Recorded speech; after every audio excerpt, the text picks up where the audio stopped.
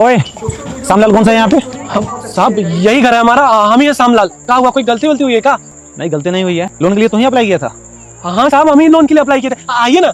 अरे सर, आपको लगता है ये लोन चुका पाएगा? आप इनकी हालत देख रहे हैं, उपले पे खाना बना रहे हैं, वो भी चूल्हे पे। देखिए सर, हम ना कहीं और चलते हैं, हम अपना टाइम वेस्ट करें। चलिए सर। ए मैडम, आप पैसे का बोल रही है? अरे होम लोन के लिए आई है ना आप?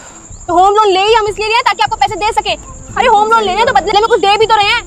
अब ऐसे आई है, हमारी बेइज्जती मार के जा रही है, हम अपने खड़ियों की बेइज्जती नहीं सुनेंगे। हाँ साहब, ये बिल्कुल ठीक कह रही है। हम एक एक पाई चुका देंगे और कुछ महीने की बात है। हमको लोन चाहिए, हमको अपना घर बनवाना है। घर तो बनवाना है, वो ठीक है, पर एक बात बता, तो पेपर बहुत सारा जमीन के लगाया है बैंक में, और तुम्हारे पास घर ये है टूटा फूटा। सारे डुप्लीकेट पेपर लगाया है क्या? नहीं साहब, हम डुप्लीकेट पेपर काहे लगाएंगे?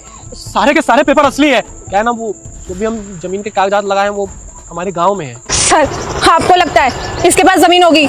सर, मुझे लग रहा है ना ये ना मन गढ़ंत कहानी बना रहा है और ये हमारे साथ ना फ्रॉड करने की कोशिश कर रहा है। देखिए साहब, हमारी बातों का भरोसा कीजिए। मेम साहब, हम ना बैंक का पाई चुका देंगे। हमको बस अभी जरूरत है, इसलिए हम बैंक से लोन ले रहे हैं। अच्छा ठीक है, मेरी बात सुनो।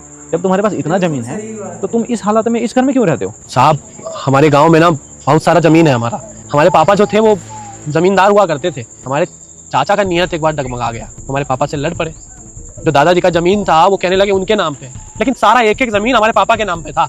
साहब, हम तो अपने बाबूजी के इकलौते थे, तो वो सब मिलके हमको ना धमकाते थे, डराते थे। वैसे ही बाबूजी से एक बार लड़ लिए तीनों, और लड़ाई में ना हमारे बाबूजी चल बसे।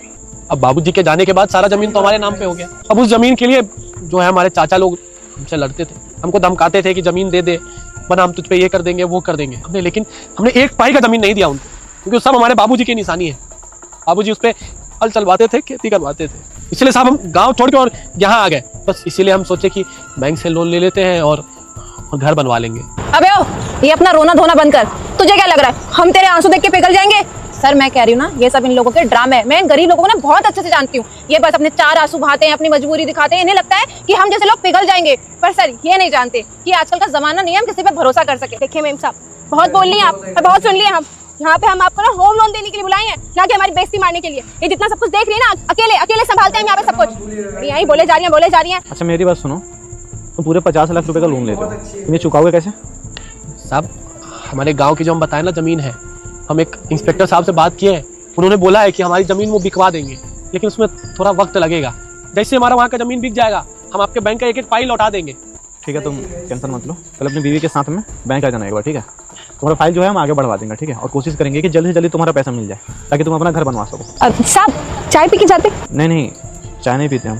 तो दोस्तों, वीडियो कैसी लगी कमेंट में जरूर बताना। अच्छी लगे तो लाइक शेयर सब्सक्राइब करना मत भूलिएगा। बाकी आपका इस वीडियो के बारे में क्या राय है कमेंट करके जरूर बताइएगा।